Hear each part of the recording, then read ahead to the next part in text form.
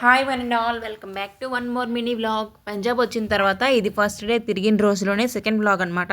First vlog వచ్చేసి అమృత్సర్లో golden temple గురించి చేశాను. ఇది సెకండ్ వ్లాగ్. ఇదేమో మన India Pakistan border, Wagah border దగ్గర. వాఘా బార్డర్కి ఇంకా 1 కిలోమీటర్ దగ్గరలో ఉన్నాం మనం. ఈ వాఘా బార్డర్ రూట్ వచ్చేసి ఇప్పుడు మేము అమృత్సర్కి వచ్చాం కదా, సేమ్ వేలోనే అమృత్సర్ నుంచి ఇంకొక 50 కిలోమీటర్స్ అట్లా ఎక్కువ వెళ్ళాలి. ఇక్కడ మేమున్న ప్లేస్ నుంచే ఎదురుగా ఇండియన్ ఫ్లాగ్ అనేది కనిపిస్తుంది అనమాట. మేము ఇక్కడికి వచ్చేసరికి 5:10 అయిందనమాట. యాక్చువల్గా 9 to 6 ఓపెన్లో ఉంచుతారు. ఇంకొక 50 మినిట్స్లో మేము రిటర్న్ అయిపోవాలి. ఇంకా బైక్ జర్నీ చేసి వచ్చాం కదా, ఫుల్ చలి వేస్తుంది అనమాట. మార్నింగ్ నుంచి తిరుగుతూ ఉన్నాం కాబట్టి ఫుల్గా కోల్డ్ కూడా చేసేసింది. ఇంత చలి ఇప్పటి వరకు అయితే నేను ఫేస్ చేయలేదు.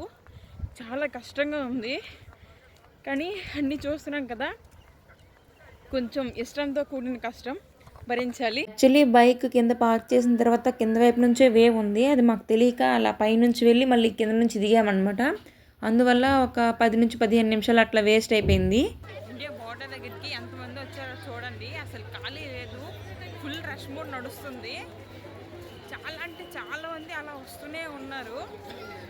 ఏమో ఈరోజు అనే కాదు, రోజు వస్తారనుకుంటా. మేము యావరేజ్గా ఒక డే వచ్చాం ఈరోజు. అలా అని ఏ స్పెషల్ కూడా లేదు ఇక్కడ. అలాంటివి ఒక ఇండిపెండెన్స్ డే ఎట్లా అయితే ఎంతమంది వస్తారో ఒకసారి ఆలోచించండి. ఫైనల్గా లోపలికి అయితే ఎంటర్ అయిపోయాము. ఇక్కడ రష్ మోడ్ ఫుల్గా నడుస్తుంది. అలా నడుచుకుంటూ వెళ్తున్నాం, ఒక్కొక్కటి వస్తున్నాయి అనమాట. ఇప్పుడు మనం దగ్గరగా ఇండియా ఫ్లాగ్ దగ్గరికి వచ్చాము.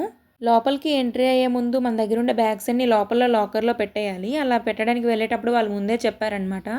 ఇంకా అంతా క్లోజ్ అయిపోయింది ఏంటంటే మేము అన్నాము జస్ట్ చూసేసి వచ్చేస్తాము అనేసి అడిగాము.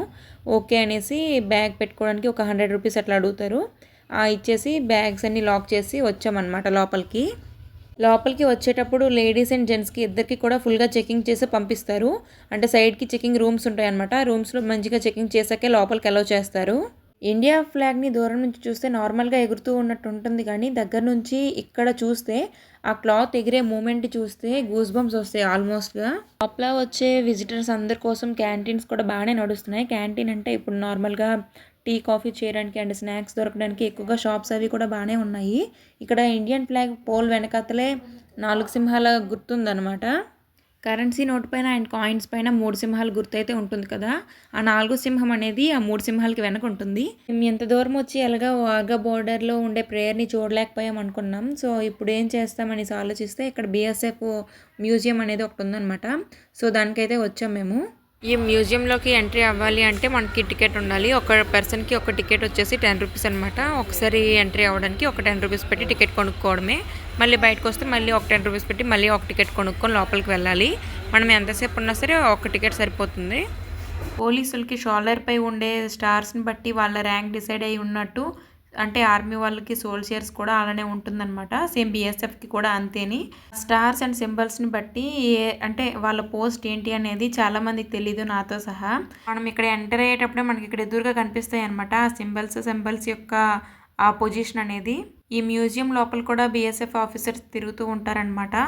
మనకి ఏదైనా తెలియక డౌట్ గానీ అనిపిస్తే వాళ్ళని అడిగి మనం తెలుసుకోవచ్చు. ఇక్కడ మన BSF సోల్జర్స్ అందరూ పడుతున్న కష్టాన్ని కళ్ళకు కట్టినట్టు అయితే చూపించారండి. అంటే అడవిలో అలా ఉండేటప్పుడు చెట్లా కలిసిపోవడం, నెక్స్ట్ భూమిలో దాక్కోవడం, ఇంకా సైడ్ నుంచి అటాక్ చేయడం, ఇలాంటివన్నీ ఉంటాయి కదా, అవన్నీ కూడా పిక్చర్స్ అండ్ స్టాచ్యూస్ రూపంలో అయితే చూపించారు. ఇక్కడ ఉండే BSF ఆఫీసర్ స్టాచ్యూస్ అనేవి రియాలిటీగా కనిపిస్తాయి. అంటే నిజంగా మనుషులేనా అన్నట్టు ఉంటాయి. ఇక్కడ స్టాచ్యూస్ ఉండే ఏరియా మొత్తం BSF యూనిఫామ్ ఉంటుంది కదా, ఆ యూనిఫామ్స్తోనే ఇక్కడ గోడలన్నీ ఫిల్ చేసి పెట్టారనమాట. నేను ఒకప్పుడైతే ఆర్మీ, BSF, CISF ఇవన్నీ ఒకటే అనుకునేదాన్ని, కానీ ఇవి కొంచెం డిపార్ట్మెంట్స్గా వేరువేరుగా ఉంటాయంట. కానీ ఇప్పటికీ నాకు అవి యూనిఫామ్స్ని బట్టి పోల్చుకోవడం నాకు తెలియదు. ఈ గోడను చూసినట్టయితే ఈ గోడను చూసి మనం చాలా ప్రౌడ్ అవ్వాలి. ఎందుకంటే మన దేశం కోసం ప్రాణాలని అర్పించినటువంటి వీరులు ఇందులో ఉన్నారు కాబట్టి. అవర్ లీడర్స్ అనే ఒక బోర్డు పెట్టి ఒక్కొక్క ఆఫీసర్ యొక్క ఫోటో అండ్ వాళ్ళ యొక్క డీటెయిల్స్ అనేవి హిందీ అండ్ ఇంగ్లీష్లో రెండు లాంగ్వేజ్లో ఇచ్చారనమాట. పేర్లో చూసుకున్నట్టయితే ఒకటి ఇండియా ఫ్లాగ్, ఇంకొకటి BSF లోగో అనమాట. రెండు పక్కన పెట్టి ఇలా మనకి వెల్కమ్ చెప్తున్నారు.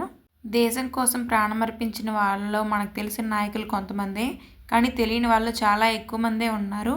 వాళ్ళందరిలో కొంతమందినైనా మనం ఇక్కడ చూడవచ్చు. ఇక్కడ మనం చూసుకున్నట్టుగైతే ఇండియన్ బీఎస్ఎఫ్ వాళ్ళు ఎలాంటి రైఫిల్స్ని యూజ్ చేసేవాళ్ళు ఇక్కడైతే ప్రదర్శించారనమాట. ఇక్కడ ఈ గాజ్ బాక్స్ కనిపిస్తుంది కదా, ఇక్కడ చూసుకున్నట్టుగైతే వాళ్ళు యూజ్ చేసిన రైఫిల్స్ మోడల్స్ అన్నీ ఇక్కడ ఉన్నాయి. ఇప్పుడు మనం అక్కడికే వెళ్తున్నాం అనమాట, ఒక్కొక్క రైఫిల్ని దగ్గర నుంచి చూడడానికి కోసం అనేసి. నేను ఈ మ్యూజియంని విజిట్ చేయకముందు ఏమనుకునేదానంటే రైఫిల్స్, పిస్టల్స్, గన్స్ అన్నీ ఒకటే గల, అన్నిటినీ గన్సే అంటారు కదా అనుకునేదాన్ని.